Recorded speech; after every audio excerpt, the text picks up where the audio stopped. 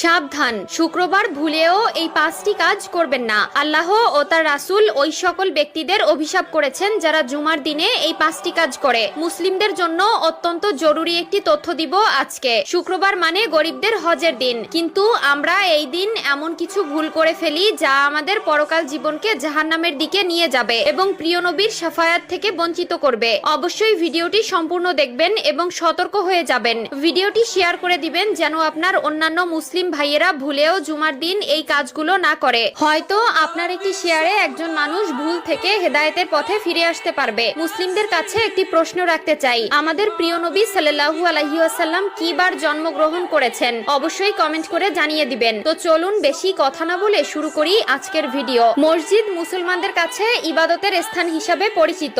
এরপরও আমরা মসজিদে এমন কিছু কাজ করে থাকি যা মসজিদের পবিত্রতা নষ্ট করে। তাই মসজিদের পবিত্রতা